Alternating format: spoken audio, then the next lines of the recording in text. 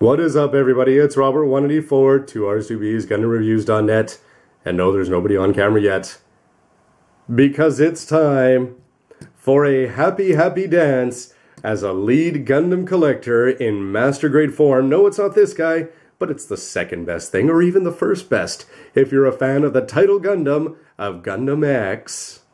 As over the weekend it was announced that the long wait for this very underappreciated Gundam series is going to be getting the Gundam X Master Grade 1/100th. Now, I've got the old school 1/100th, which I built at the time, the same time that I first watched the anime, and I really liked the kit. A big part of that, of course, being that sometimes just timing is everything. I really liked the show. It was one that I put off to the end just because I heard that it got cancelled, and I assumed it wasn't going to be all that good, and instead it ended up being one of my absolute favorites. Garrod Ran, great protagonist. Jamil Neat getting back into the Gundam X after, and then the variations between the divider and just the regular massive satellite cannon that was too awesome to use after the first couple episodes before they really upped the ante and went to doubles like that.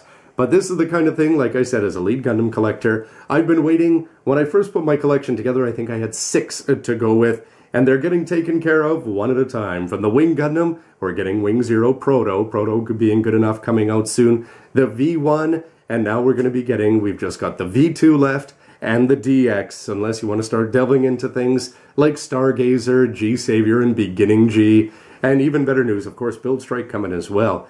But you've got to wonder about this as well, because when the F91 came out, they didn't hesitate to put out an anime or a manga-only version, Harrison Madden's F91, which I really like the colors and the character's fun in his appearances in Crossbone and the later series. So you've got to wonder about Under the Moonlight, which is a fun and often underappreciated series as well. And of course, though, there's always going to be a lot of people who may have to wait double as long for the Master Grade XX. But overall, I've got to say, it's really great to see that Gundam X is getting more love, especially in the video games. You'll always see the X and the DX getting played out there, and the fact that they had absolutely no kits. They had their old non-scale, and then they had their non-grades, or their high-grade 1/100th, but no Master Grade.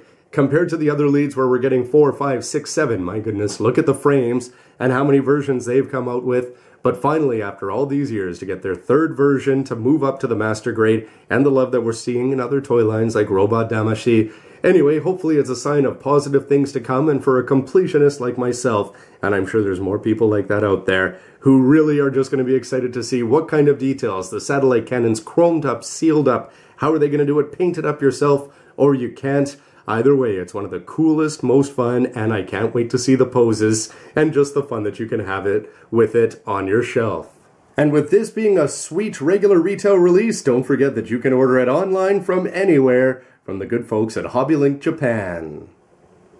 So how about you? Are you going to be picking up the Gundam X and MG? Will you be holding out for the DX? Would you only get one or the other? Or, of course, what about multiples? What about the bits? We can have lots of fun with this. Anyway, would love to hear your thoughts, and of course, stick around for a review right here at gundam.tk and Robert184 on YouTube. Thanks for watching, everybody. See ya.